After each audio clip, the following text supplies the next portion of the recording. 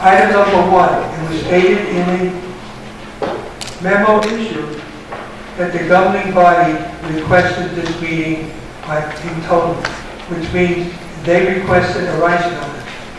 In discussing this particular statement with Lisa Stevens, Dave Schmidt, and myself, as part of the governing body, we did not participate in that discussion or that request for rights notice. So the only question I have is, if the three of us did not request this, who did? It's not, the rights notice is required in order to discuss an employee. So that the notice doesn't need to be approved to be sent out. But when you have a report such as this, it needs to be discussed amongst the governing bodies. The notice needs to go out to the employees so that they can then opt for the executive session or the public session. But who requested it? Since three of us didn't, who requested it? I think the initial request came from Committeeman Gorman. Thank you. I'd like to see the report. It looks like you've got a man here that has had perfect audits for a number of years in a row. No recommendation whatsoever to make any corrections. What I'm hearing here, and I'd like to see the report, and I'd like to see this gentleman's list of possible things that should be done to correct this, whether it be a reprimand or whatever it is. But the way I'm looking at this, the man had an automobile accident, and you're taking him up there on a murder charge. You're jumping the gun.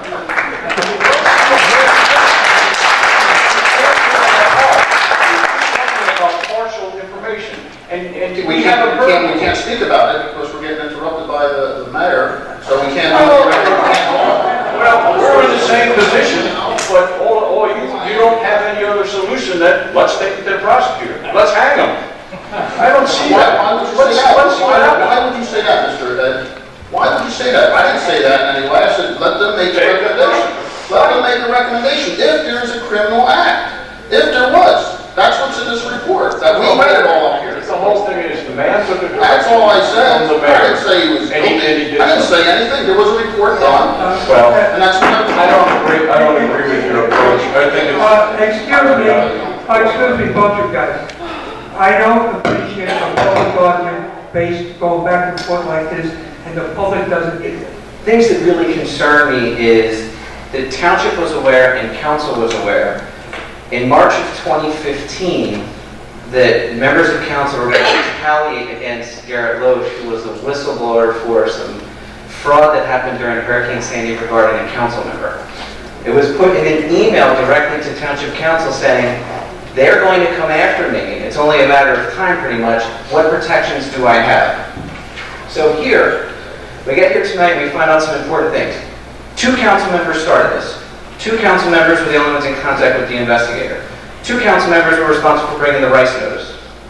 So I can kind of read the writing on the wall that there's 2 council members, including one that just made some references as criminal now. They have some sort of retaliatory intent regarding Garrett Loesch. What concerns me is they've been investigating this for 8 months. They've spent over $11,000 investigating this.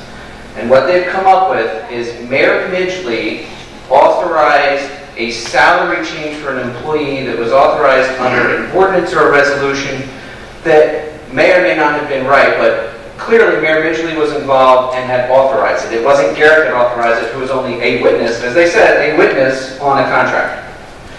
So when I look at this, and they're now saying, oh, let's throw around words and say, we got to send it to the prosecutor's office, we got to do all these serious things. For what? For a CFO and administrator who did his job, who came to work every day, who actually reported and weeded out what he thought was fraud during Hurricane Sandy and in the aftermath of the tax appeals? So it's very disappointing to see that it's even gotten this far. And now look, I don't have a report. I don't have the information, but what I can tell you just listening here is what investigation was there? Did someone interview Mayor Midgley? Did someone go to the clerk's office and look for ordinance and resolutions?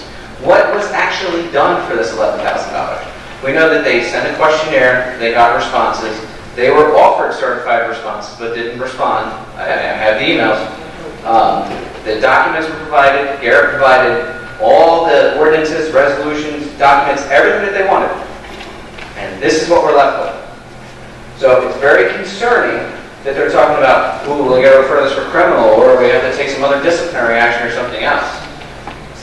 Garrett works hard. Garrett's here in his own time, after hours, soliciting the help of some friends that used to work here who were not necessarily treated the right way when they were pushed out the door. He cares about what happens here in Blue Lake Harbor and has worked very hard for the position that he's in. He is both a CFO and an administrator, which is a significant cost savings of at least $80,000 to $100,000 just in salary.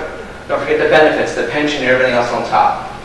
So, in light of everything that's going on here, there's nothing here.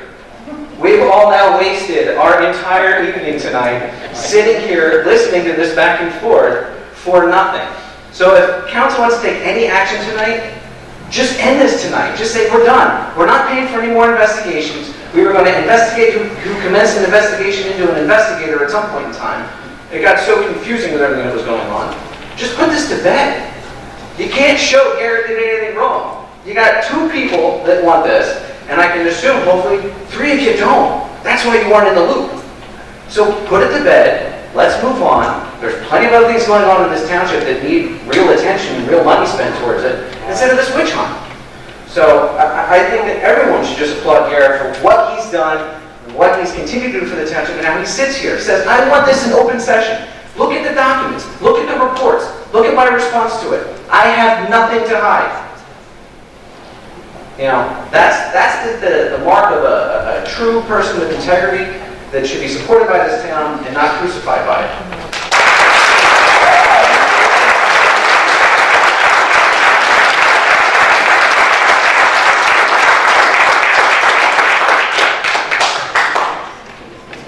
Requested by the township back in December to examine the conduct of different township employees to determine whether their conduct was proper, and if it wasn't, what remedies the town has as a result of any alleged improper conduct. Let me say at the outset, first of all, I think you never know why you're retained. I hope that I was retained into this assignment because of my background. Good evening, John Barrett, Brick, New Jersey. I didn't think I'd be called out tonight.